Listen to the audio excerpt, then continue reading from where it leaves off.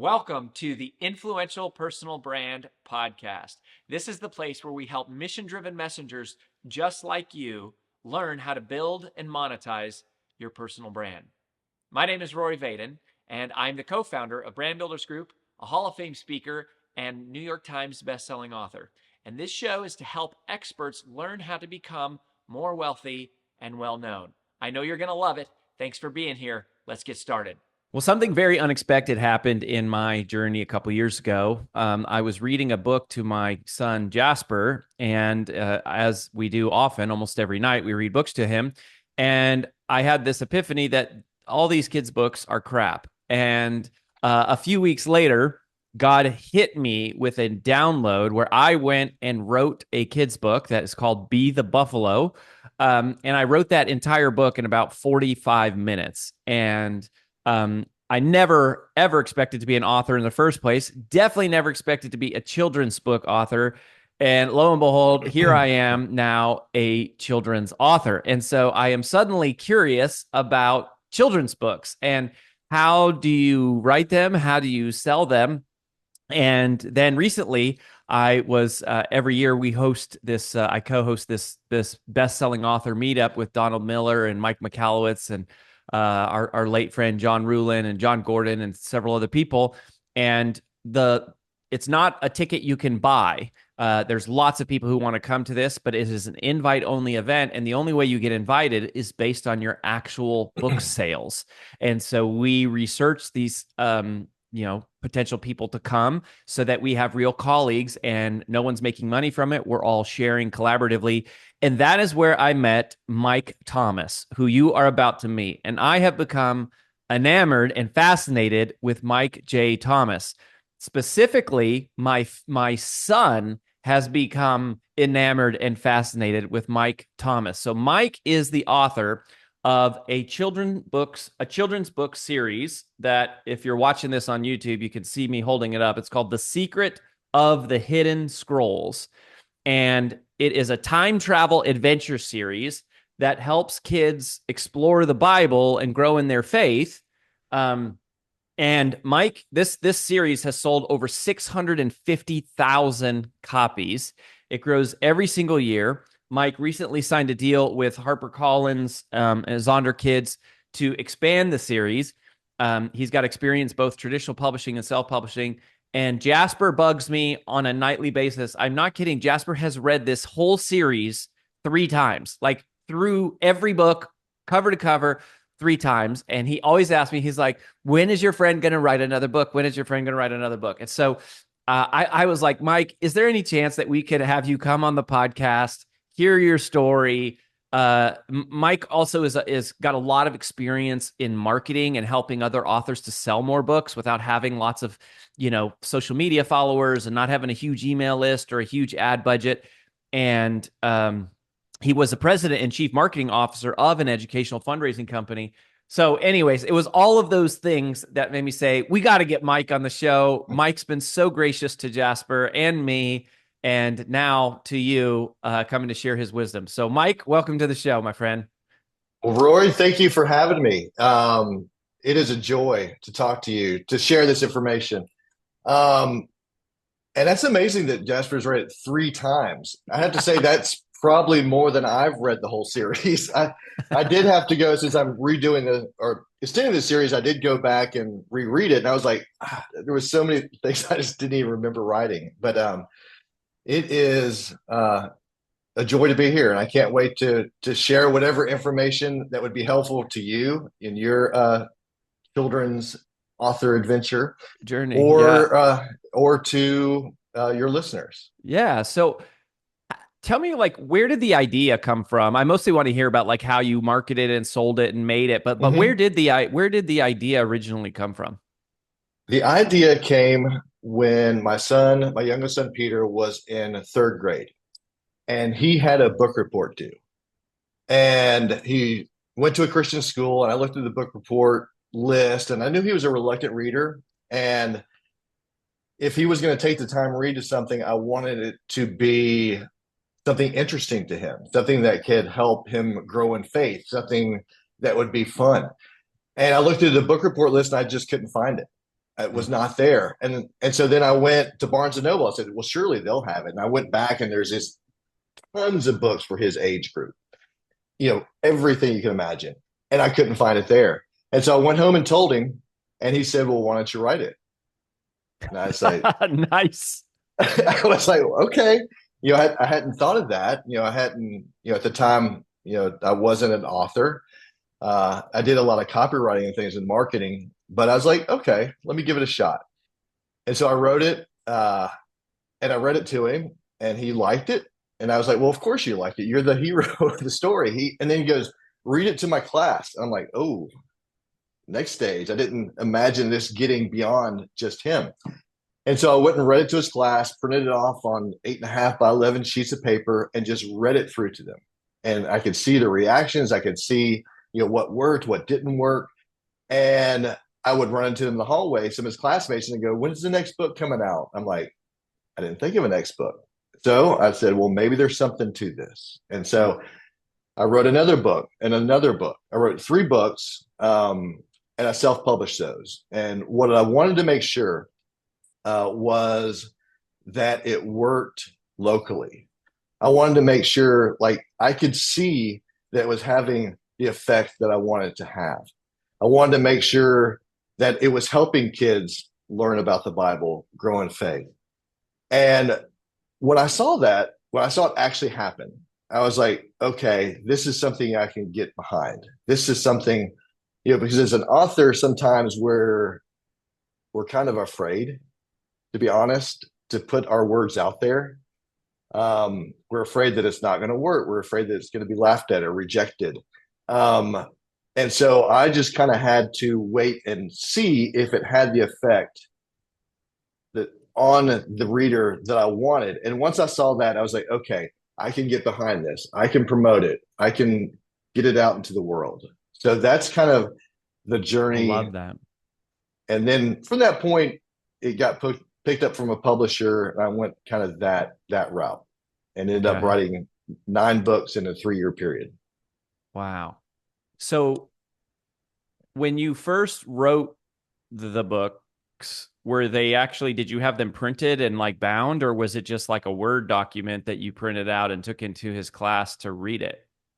Well, the first was just that. I mean, and that was kind of before I edited it and all that. And then I knew a guy.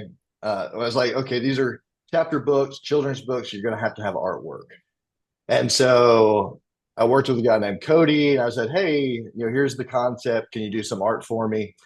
And he did like the original covers and some line drawings for inside the book. And I published them on Amazon, KDP. And I was like, and I knew like kids needed, a physical thing. They needed a real book to hold on to. You can do some digital books for kids, but I don't think it has the impact. They're very tactical. They need something in their hands. So I did on those original 3, published on Amazon, and that was it. Wow. I didn't. Did they take off right away? Like, what did you just kind of throw them up there, and then it was like you had them indexed on Amazon for like Christian early reading or something, and it takes off? Yeah. It was like children's action and adventure, Christian children's action and adventure. I wasn't really good at that point of, how do you talk about it or index it, and, categories and things like that. My main thing was I wanted a place that there was a printable book available. And I also bought some of them for myself off of there and put them in a local bookstore. Actually, 3 local bookstores, and 2 churches had kind of bookstores in their churches. And so I approached them and had them kind of put it in there because I wanted to see, if they didn't know me, if it was just kind of on a shelf or out there, would someone just buy it? And so you just bought them and gave the inventory to the stores to try and sell? Yes. Interesting. So you just gave them like whatever, like 5 or 10 copies or something to just. Yeah. And I said, here, you can have them. I don't want the money. I just want to make sure that it sells. Because I just knew that if it gets in their hands and they like it, they're going to share it. Because what I found is, word of mouth has always been the best way to sell books. Hmm. And if you get your books out into the hands of enough readers that like it, they're going to tell others. And so that's kind of my kind of book marketing philosophy is, word of mouth is the best, has always been the best way to sell books. So whatever tools or strategies you use at the present time is, how do you keep that word of mouth happening? How do you initiate it? How do you kind of stoke it? How do you keep it moving forward? Yeah, so let's talk about that. So if you look at the techniques or the tactics or the actions, the actionable things that you took to initially get your book in front of readers, you've already talked about a couple. One is you went and Mm-hmm. read the book at schools. You Mm-hmm. sent free copies to bookstores. What else did you do to get it in the hands of readers before, it really took off? Yeah, those were kind of I don't know. At that point, I wasn't really thinking, this is marketing my book or selling my book. At that point, it was more kind of research. It was Yeah, kind like of in the beta thing. feedback. It was more about I wanted to make sure it was a good book and it was going to do what I wanted to do. And so once I kind of got it there, and then once the publisher kind of picked it up and it was going out into the world, it was going to like Barnes and Noble and different places like that. I was like, okay, now I got to figure out how to actually market and sell this book. And so at that point, I had a full time job, and I was basically having to write books, edit books, and sell books, and do the full time job all at the same time. Mm-hmm. And Living the so, dream, baby. Living oh the yeah, dream. It's it so was glamorous. amazing. It's so It was glamorous. And it's like absolutely so. you get to wake So up I was at like, 5 a.m. and edit your own books and stay on weekends and go speak for free to like promote your book for $10 at the back of the room. oh, It's so it's a glamorous. beautiful life, beautiful life.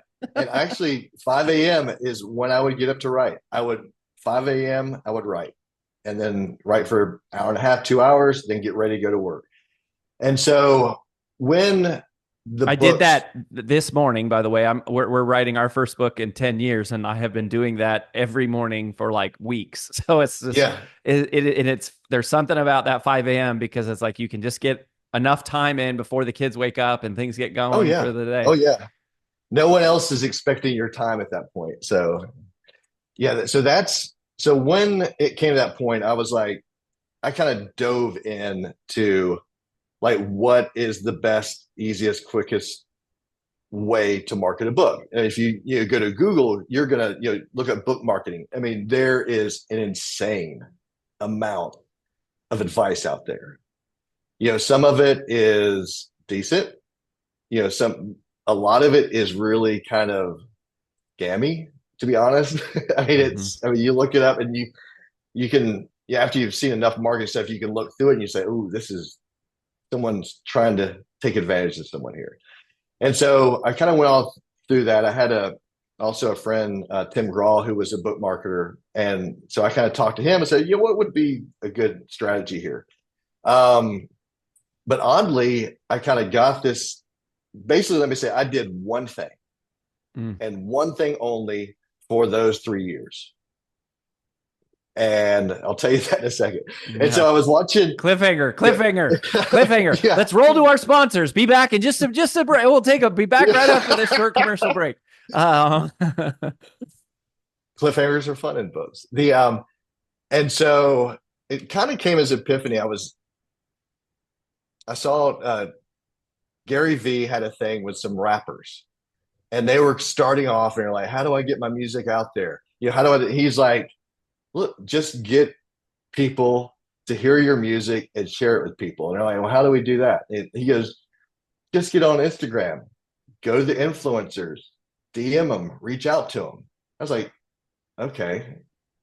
And so I saw that and I was like, well, maybe that's something. So I kind of dove into that a little more and I saw, well, a lot of people were kind of doing that. It wasn't, brands were doing that. Those were doing that. So I said, well, I'm going to give it a shot. I'm going to go all in on influencer marketing. And another thing at the exact same moment popped up. Brian Norman is my agent, oh and yeah, I know Brian Norman. And so he had, I think it was another author or something that he knew, and they had kids. She had kids in the age range, and so he gave her the books. And I think her site was like Thrive Moms or something like that. And she did a post, and it just was talking about the books, and it had like a giveaway, and it was like it just got all these likes and all these comments. And oddly, I went and looked at Amazon ranking, and I was like, the Amazon ranking just shot up. And I was like, okay, this is weird. Okay, there's something to this. So I just kind of went in on that approach. I was going to go. I did influencer marketing. The other one was I had just gone to like a Russell Brunson event, and he talked about the Dream 100, and I was like, find pick out 100 influencers and just try to get your book to them. And so that's what I did. I made a list. I went through. I focused on Instagram just because I was most comfortable on that platform. It seemed to be an easy way to connect. My audience, my ideal reader was also there. And so I just went on that. And so for those first 3 years, the only thing I did was influencer outreach, influencer marketing. Wow. And Wow. so I just looked at some of the stats on it when we were kind of pitching the extension of the series. And I think I worked with over maybe 225 different influencers. Wow. And they had, and I kind of counted up, and they had maybe a combined following of over 8 million. And Wow. so, that's what I did. And during that time, that's all I did. And I think within that time period had sold close to 500,000 books. After that, I've done a couple other things. I've done some direct sales, Facebook ads, and things like that. Um, but the thing that really got me going, because I had no platform, I had no following, I had no email list, I didn't even have a website for the books that whole time. The only Wow. thing I did was influencer marketing. So this is so cool. Mike, I love this so much. One of our flagship mantras, if you have diluted focus, you get diluted results. And we just tell people like any marketing strategy can work, but doing all of them at the same time is Mm-hmm. the recipe for failure. And just like hearing your story of like I did this one thing, I went all in, and it's so simple, right? It's like Mm-hmm. I talk to people. Like yes, it's influencer marketing, quote unquote influencer marketing. Yes, it's Instagram. Yes, it's social media, but it's really I talked to people. I told them Mm-hmm. about my book. So can you describe what that process was? So basically Mm-hmm. are you just like researching people, and then did you just DM them, and then do you have to send them a book? Do you have to pay them? Like how does that what are the mechanics of that specifically? Yeah. I did come up with a system because I was like, I had such limited time. I was like, well, let me have a very specific system I do and just do it over and over again. Especially after I saw it work a few times, I was like, okay, this is what I'm going to just keep doing. So there was the research side, so, you know, once I knew who first you kind of have to know your ideal reader, who is your dream reader. And it's going to be different for mine, since it was a children's book, I had to say, okay, I'm not really selling directly to children. So it's parents, and in particular, moms. And it's like, I was like, okay, I have to figure out who are the ideal moms that would like this book, their children would like this book. And if they like it, they're going to share about it. And so the first part was just kind of identifying who your reader is, and then looking at, okay, where do they congregate? And it's like, okay, who are they listening to?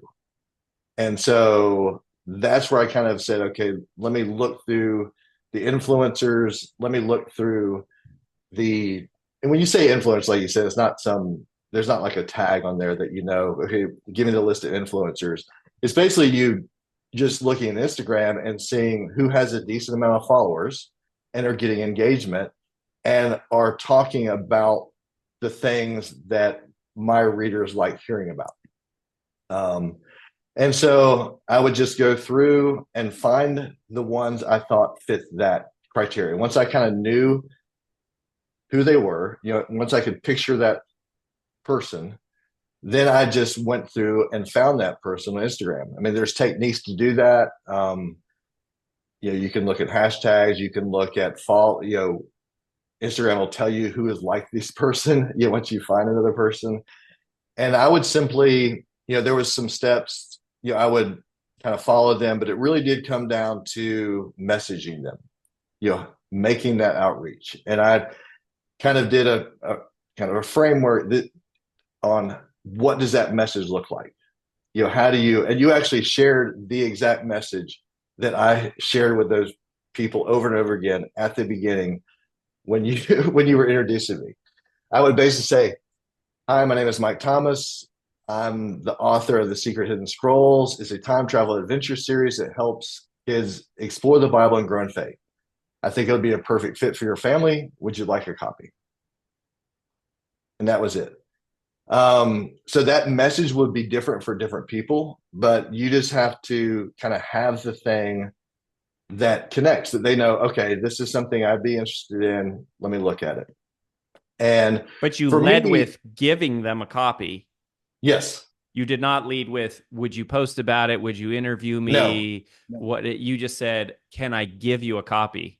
yep, yeah, That's a really big deal. You just did that intuitively, I guess, but like I don't think that's what people do. I think they go, "Hey, I have this thing. Would you promote it for me?" And it's like, right, I don't even know you. I have no idea who you are or what this thing is. yeah, yeah. So that was, you know, crafting that message, is going to be different for, different, whatever your ideal reader is, who the influencer is, what your market is. Um, but that's what worked. That's what I found that worked. And so I would send it to them, wait for a response. There are some follow ups that can be done. But if they did follow up, I would just send them the book. I would actually physically mail them the book. Mm-hmm. Um, if, just because it was a kid's book. If you could send them a digital book and they're good with that, that would be a cheaper way to go. But I think getting a book in hand, a physical book in hand, makes the possibility of them actually reading it, the possibility of them sharing it or promoting it, I think it exponentially shoots that possibility up. Mm-hmm. Well, now there's money there, so there's time there, but like, so how much are you paying? Because if you're printing the books on Amazon KDP or buying them yourself, that's pretty expensive, right? For a book is like 10 or something bucks, plus you have shipping, so it's like $20 a. Is Well, that right? Am I thinking about that right? at that point, is when I was actually working with a publisher. I was with a traditional publisher at that point. Okay, so you were buying them at your author discount, like at the wholesale price, Yes, basically. yes, But and still, you, 4 or 5 bucks. I mean, it still had to be like yeah, it's about three to $5 three or or four something. dollars, yeah, Yeah, in that range. And then and you that's for send a a small medium. book. I mean, I mean, these books are, just they're. I mean, they're kids' Yeah, books, so they're very they're. light. And so you Uh-huh. send a media mail, which is going to be about $3. You can always send a media mail. Mm-hmm. Um, Even on bigger books, even like sending a box set, like that whole box set media mail is going to be 5. I mean, so a big hardbound book is going to be probably 5. So there is some expense in that. And so what you have to see, does the expense you know work out? Mm-hmm. Do Does you get it a move the return on books? that investment and get? Right.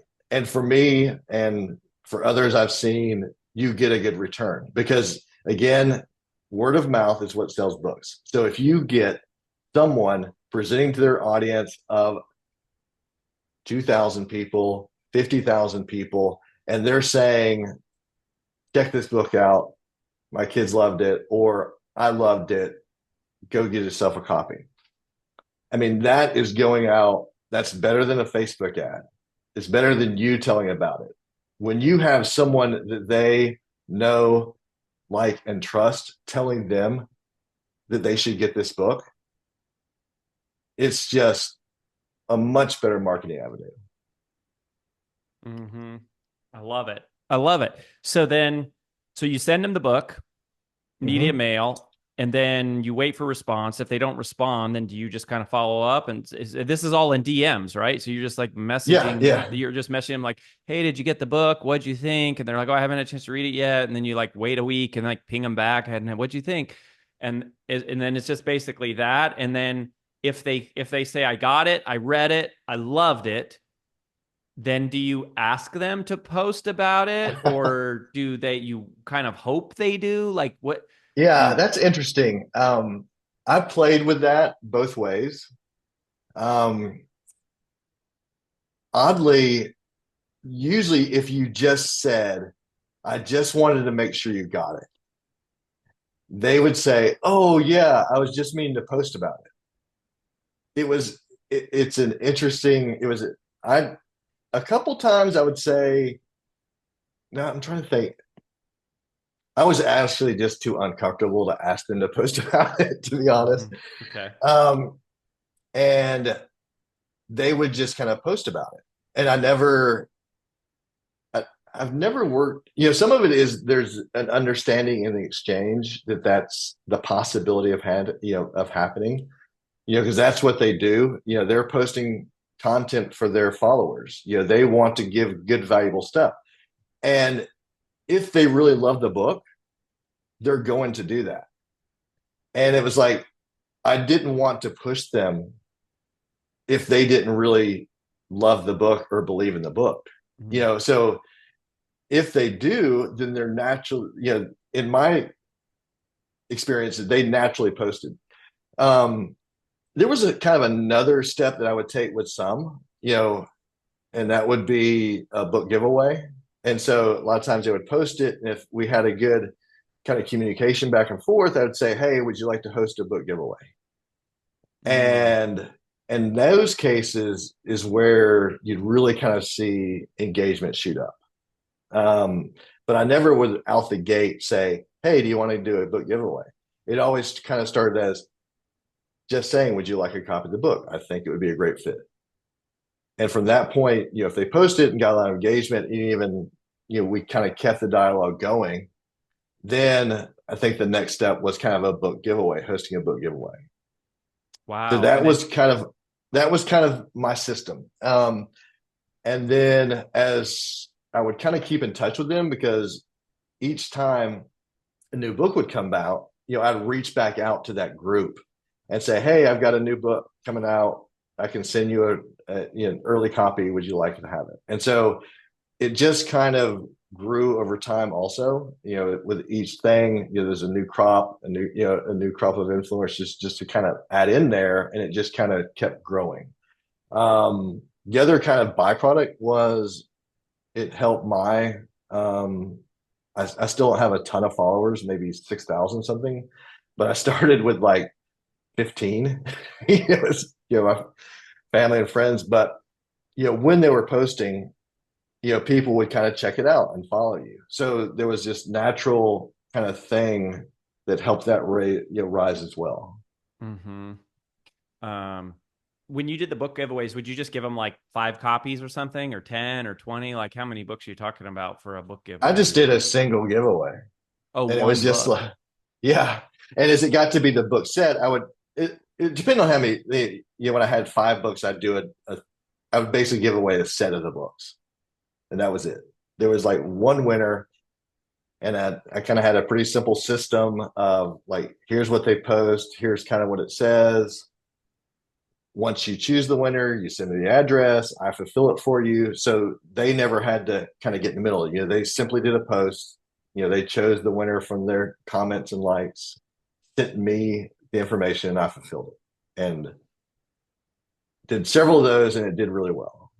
So then really you start hitting this into 2017 through 2021. So it's like four Yes. years. It's all 4 years as you're like releasing a couple books a year.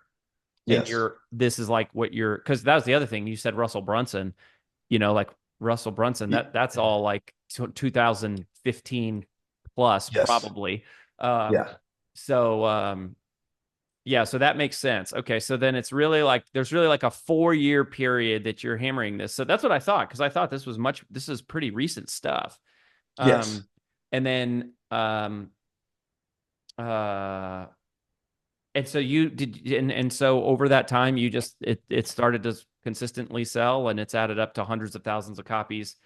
So the book, so it's really been it's only been like 8 years. It hasn't even been out. The series hasn't even been out 10 years. Right. Got it. Yeah. So like you said, for those 4 years, while those across that time frame, those books coming out, just did the influencer marketing. Yeah. After that point, I've done a few other things. Once the kind of the box set came out, I kind of went into doing also some direct sales and Facebook ads and book funnels. But up until that moment, the only thing I did was influencer marketing. Yeah. So have the Facebook ads and the funnels and that stuff, has that panned out, or kind of, or not really, or yes, it's amazing? It's doing well, and I think depending on, I think there's some kind of milestones that have to be met for Facebook ads to work for books. Like if you just had one single book, that was selling for $10, it'd be really, really hard to make Facebook ads work. Mm. Because there's not Um, enough profit margin in the book to recover the ad spend to run the ads. exactly. I mean, I've talked to several people that run Facebook ads for books, and once you really dial it in, you could maybe get between $10 and $15 cost of sale on So an 10 to ad 10 to $15 in ad spend per for per sale. per sale. So that would be a CAC, a customer acquisition cost of like $15. And that's to sell one of your box sets, Yes. which is the whole 9 series box set is like $150. No, it's $59. Oh my goodness. Steal. Um yeah, but then you go, okay, if you collect $60, you take out 15 for ad spend, you take out, whatever the wholesale cost is for the book, and then you got to like pay the people to run the ads, and like you're not making a lot of money there.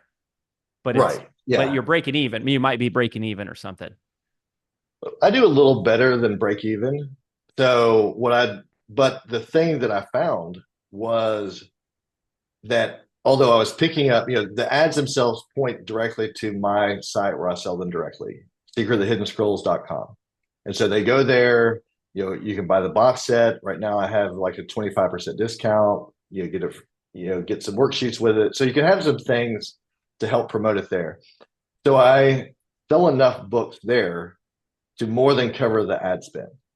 But what I found is Amazon sales and other sales shoot up.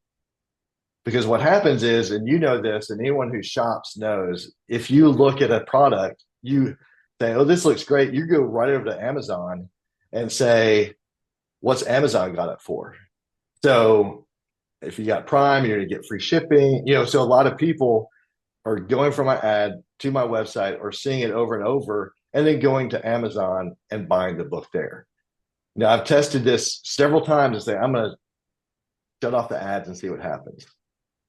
Within a day, exactly, Amazon sales rank drops.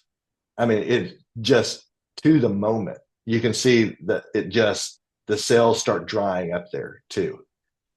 Turn them back on, you see the sales, your rankings start getting better and better. Take it off. I mean, there is a direct tie, even though the Facebook ads are running to direct sales, it's also driving other sales. Have you run ads on Amazon to the listing on Amazon? I have not. Because it's just tricky because you're just losing money. Like you're literally just losing money. You don't ever get the money back. Yeah, I know people that do pretty well there. The problem is, like in traditional publishing, the way mine is kind of set up, it would be really difficult. Like if they're the ones selling it directly to Amazon, if the publisher is selling it through Amazon, for you to try to come in and run ads running it to that thing, you're not going to be able to collect on the money. I mean, you're not going to collect on the ad spend because at that point you're only getting your royalty.